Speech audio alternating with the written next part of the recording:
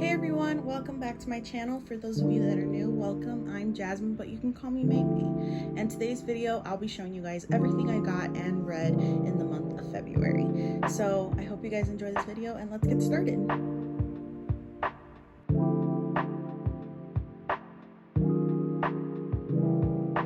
Next thing I read for this month is A Condition Called Love Volume 6. And in this volume, we see more of what happened in the past, this time from Hananoe's perspective. And it was so adorable to see him like Hotaru so much. The way he would observe the way she interacts with others, he feels like he can relate to her. And during his small interaction with her, we can see that his way of being shy and nervous around her hasn't changed one bit from the past to the present. It's really nice to see. It's really nice to see. And also he was super excited to be able to talk to her and be friends with her. But then, you know, as we know, his excitement turns into shame when he witnesses Hotaru being bullied, and instead of speaking up for her and defending her, he runs away. And he then begins to believe he doesn't deserve to love her, which leads us to the present, where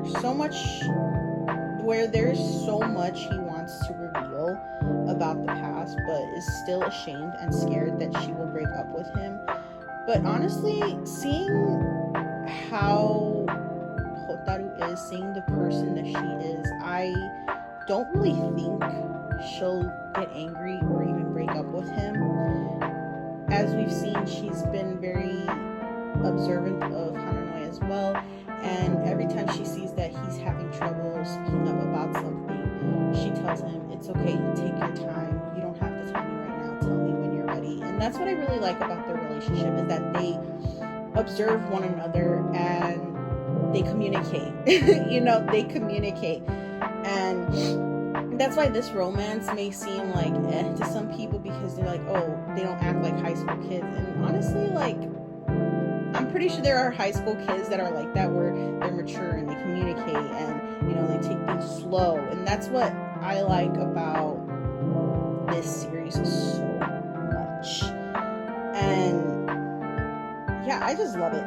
But getting back into this volume, another thing I liked about it was that Hananoe is getting along with his classmates during the sports festival while playing basketball.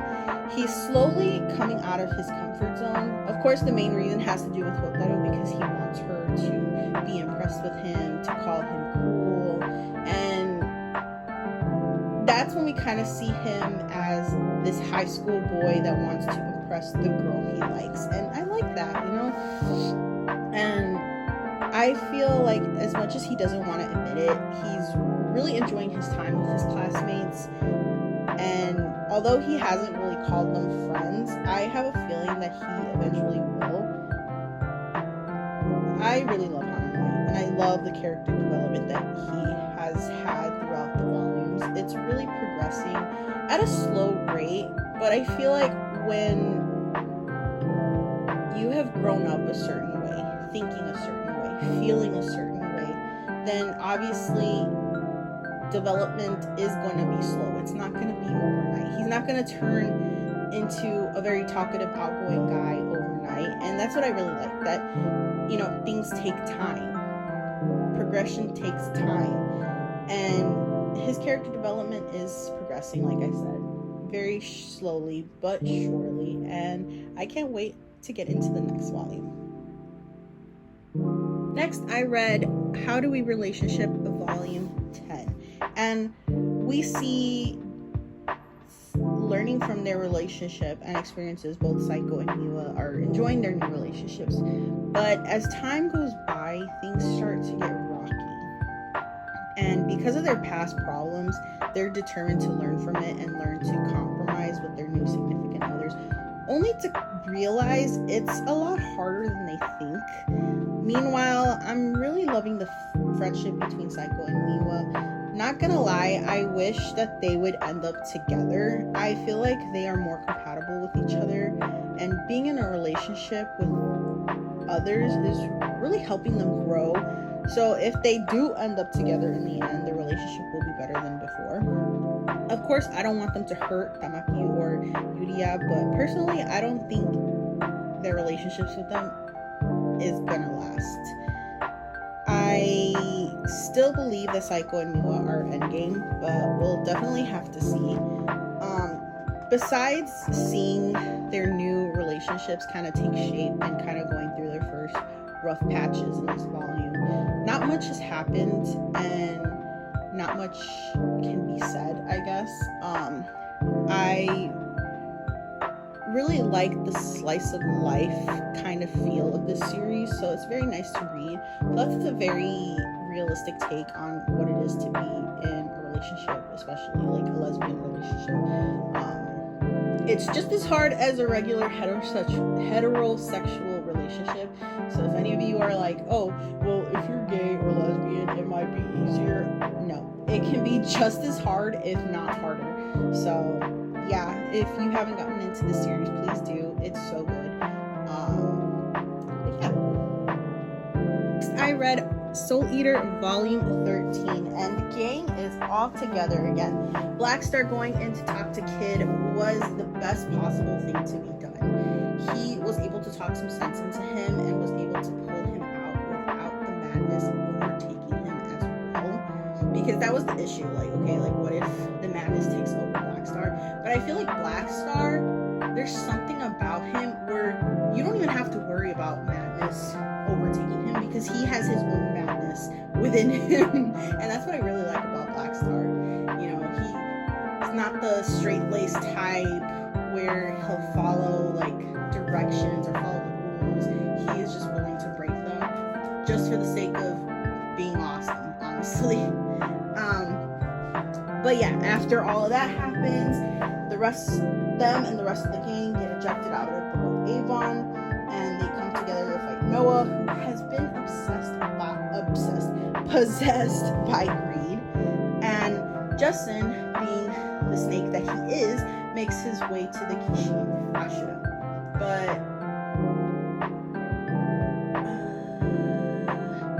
But as he's making his way to the Kishin, sorry guys, I don't know how to say it. He's also making his way to find out the location of the Kishin by following Justin. And in order to make that happen, he needed to fake his death. I seriously thought at that moment he died.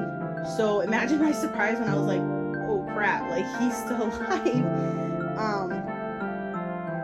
But yeah.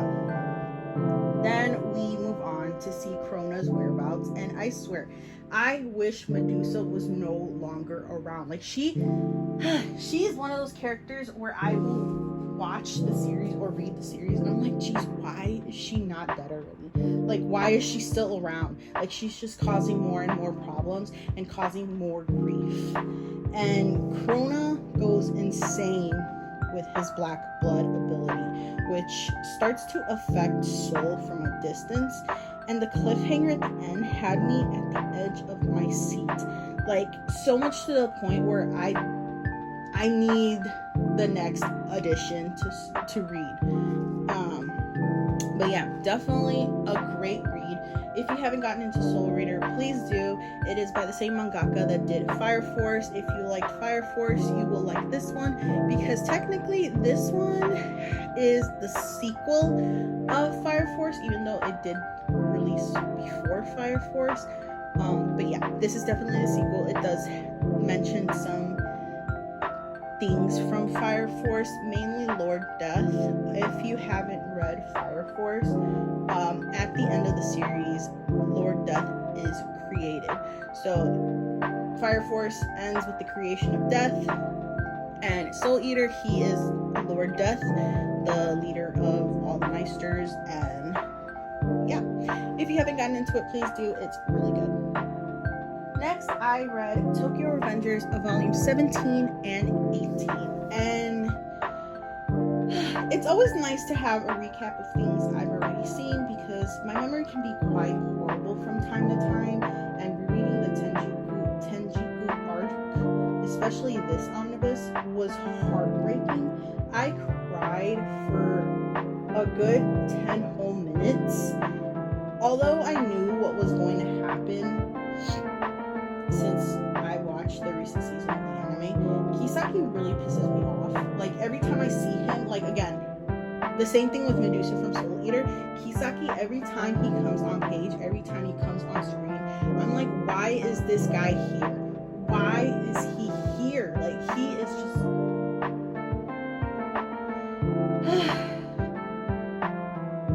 like I said, on screen or on page, I just want someone to punch him. And eventually, he will get what he's coming to him. I just don't believe he has any redeeming qualities. Like, you know, when there's like a villain, there are some that have redeeming qualities where they're really doing this for the great, not the greater good, because, you know, no matter what, violence is not really the answer. But he doesn't necessarily have a very good reason to be doing this, besides the fact that he just wants to make himself look better in front of other people. He wants to tower over other people. And he's just the worst, okay? He's just the worst. And I wish Mikey and Draken didn't have to suffer the way that they do in this volume. It was so hard. I do feel like the scenes in the anime hit a lot harder with the OST acting, but reading the pages and the art, it still made me cry. It was really a very heartbreaking volume, and the next omnibus should probably be the end of the arc, and from there I have no idea what happens next. I guess we'll have to see. I guess we'll have to see if the next volume will come out first or the next season of the series comes out first, but whichever, I will be enjoying it. If you haven't gotten into it already, please do. It's good. Please give it a try. But yeah. Moving on to my favorite read for this month, which was Therapy Game Restart Volume 3. And I'm just back to reading about my favorite couple. It's only been about a month. Well, now 2 months, I guess. Since I caught up with this series, and I love it so much. As I've shown on my Valentine's Day post on Instagram, Minato and Shizuma are one of my favorite couples of all time. I love how much their relationship progresses in each volume, and in this particular volume was hard to get through, not because it was bad or boring, but because it hit my emotions so hard. Like, I love Minato so much, and don't get me wrong, I love Shizuma as well, but Minato is my number one. I think it's because I sort of relate to him a lot. Although our past traumas are very much different, the feelings of anxiety, distrust, and overall fear is ultimately the same. I feel like it's hard to explain, but seeing Minato distressed and anxious, it really felt like someone was squeezing my heart, and I found myself crying to the point where my chest was hurting, because I was like, oh my god, like, this man, he's in pain, and it's hard to see. Like, I love him so much that I don't want him to be in pain. And before getting into this series, I never really expected that it would have such a huge impact on me emotionally, which is why I love this series so much. And as I've said before, when it comes to manga series or anime series, it will instantly become my favorite if it really hits my emotions on a very deep level, you know. And honestly, I want Minato and Shizuma to grow old together and to also have a family, of course, if that's what they both would want. And also, I'm seriously hoping the director from the clinic doesn't end up trying to interfere with their relationship. I feel like they had a lot to say during this volume, which kind of pissed me off a little bit, because first, you don't know Minato. Second, you don't know the relationship like on a deep level. Of course, you only know what Shizuma is telling you. And the thing that they said to Shizuma was very out of pocket. I was like, oh my god, like, I was mad. Like, bro, if you had seen the effort that Minato has put in, despite his anxiety, despite his distrust, despite, his past trauma, he is really working hard and being supportive and doing something that he clearly has never done in his life. So literally it's out of his comfort zone. And Shizumo was kind of just sitting there, which kind of made me mad. But then later on, he tells the director, like, hey, please restrain yourself from saying certain things because you're gonna hurt people's feelings, okay? Like, my partner has supported me throughout my entire journey of being in school, being a vet, and this relationship is worth it, basically saying that relationship is worth it because it's true, they have communicated, they have been together, Minato has supported him, Shizumo has supported him, they have supported each other, their relationship is good. Yes, it's hitting a rough patch because, obviously Minato has his personal struggles, and then we see a little bit of Shizumo's struggles with the fact that he is seeing a lot of similarities to how his relationship with his ex has kind of turned out, and he doesn't want Minato to feel the exact same way. And it really hurts him as well, especially when Minato tells him, you know what, I'm tired of these feelings, I'm sick and tired of it.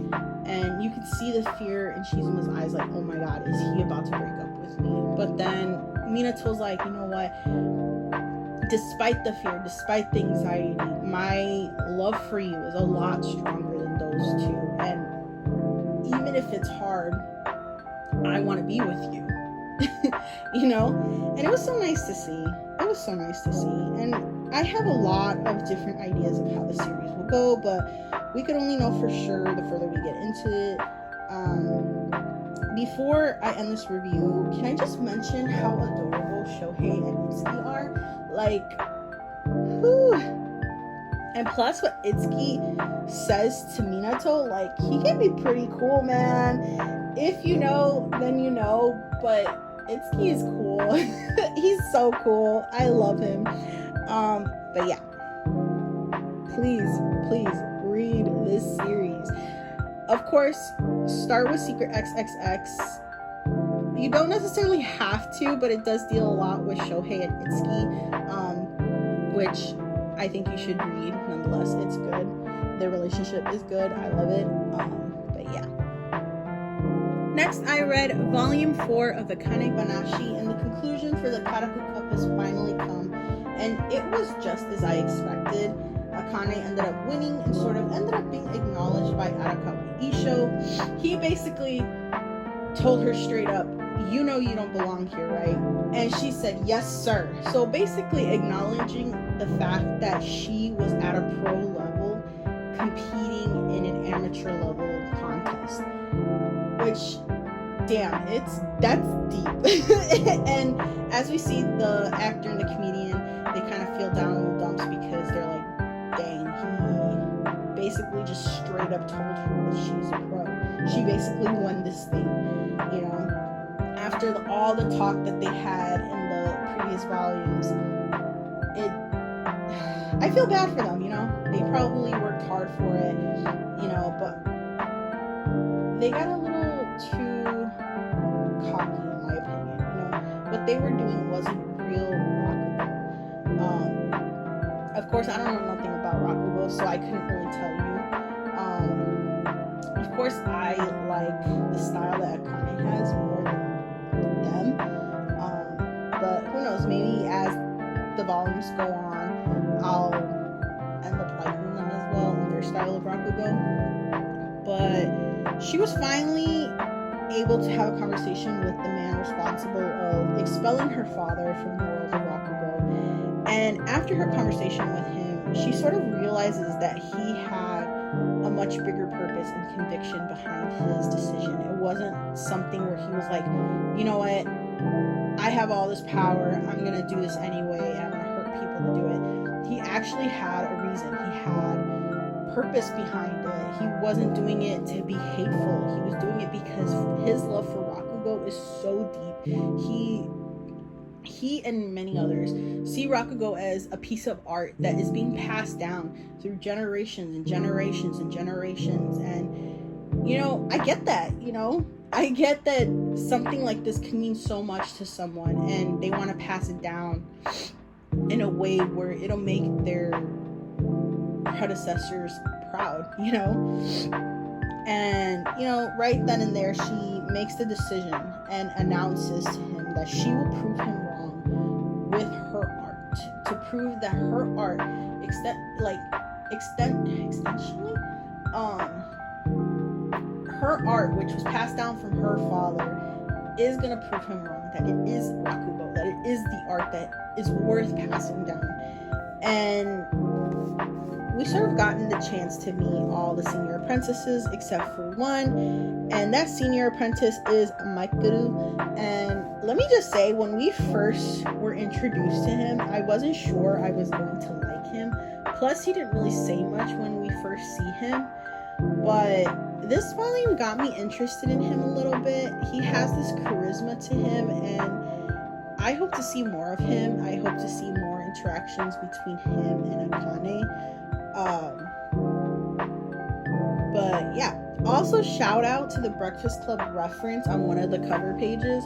It was so cool. The minute I saw it, I was like, oh shit, is this Breakfast Club? Of course, I had to go to Pinterest and search up Breakfast Club movie poster, and smack dab exactly the same. I just love it. If you haven't seen Breakfast Club, it's good. It's a good classic. It's not out of this world, but it's a good classic. I love it. Probably some of you don't even know what Breakfast Club is, probably. But yeah. Moving on to the later half of the volume, where Akane is beginning to undergo her Zenza training, where she will be working backstage for professional Rakugo performers. So, of course, as we go to a new setting, we are also introduced to the Rakugo Federation, and besides Shiguma, every other member seems intimidating. I can't wait to get to know them more, although I'm kind of like scared of how negatively they will react to Akane, because just by hearing the fact that she won the Karaku Cup has kind of just set waves throughout the entire thing. So they already don't have a good opinion about her, so I hope it'll change. I'm sure it will. And I feel like once she does have an interaction with any of them, she's going to change their minds about her, and they'll come to respect her. It might take a while, but I feel like they're gonna come to respect her. But yeah. And of course, speaking of interactions with Akane, we are introduced to her new Pompadour tutor, Asagao Jakute. He seems to be hard on Akane, but I feel like the reason behind that is that he sees her potential. At least I hope that's the reason. I could just be pulling whatever out of my head, and you know, I hope that's the reason. I hope that he sees that she has the potential, but he also sees that she has a lot to learn. Of course, Akane knows that as well. She knows that she has a lot to learn, which I really love about Akane. You know, she doesn't get very big-headed, and when she does, she sort of starts to realize, okay, I need to calm down a little bit and not be over the top right now. I need to think things straight. But yeah, if you haven't gotten into it, please do. It's good. Next, I read Given Volume 8, and I feel like it's been a minute since I last read a volume of the series. It's nice to see my babies again. Of course, I've been watching the anime every now and then to kind of, you know, still feel my love for them. They're so cute, they're so adorable, I love them all. Definitely can be heart-wrenching at times, but still good. It's hard to see Mafuyu and Uenoyama, sorry guys. I have a hard time saying names, I'm sorry. But it's really hard to see both of them having a hard time, and seeing Mafuyu rejecting music must be difficult. The music must remind him a lot of his past with Yuki, and it makes sense why he's been trying not to go pro makes sense why he wants to avoid it. I feel like a part of him is still stuck on that. I feel like a part of him sees music as the connection to Yuki, and he kind of wants to sever it. Especially with Uenuyama kind of being in a band where he had to help produce a song that Mafuyu's ex has done. It must be hard. And I don't know. And honestly, I wonder if Ugetsu will have some good advice to kind of convince Mafuyu in some way to finally make his decision. Like, I love Ugetsu and I hope to see a bit more of him in the next volume, which I hear may be the last one.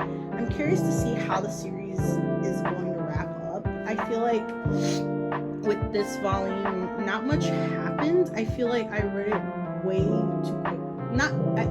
I didn't read it too quickly, but it felt like I read it too quickly. And I felt like there wasn't much development, nothing much going on in this volume. And I'm kind of interested in seeing how they're going to wrap it up, seeing as it hasn't really... It feels like there's no progress being done in this volume. I could be the only one who thinks so. I may not be, who knows. But yeah, I felt like it was really short. I feel like I could have liked to have seen more, you know? But I guess we'll have to see. But yeah.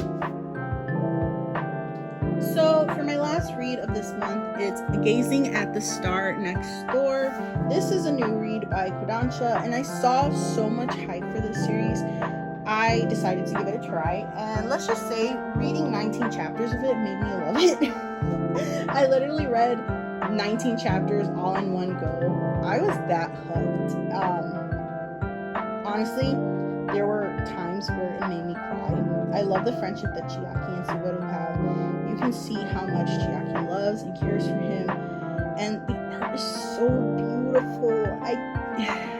I can't wait to have the rest of the series physically in my hands. Obviously, I've read up to 19 chapters, so I kind of know a little bit of what's happening in the story. I kind of see the direction that it goes in, so love it. Can't wait to get the next volume.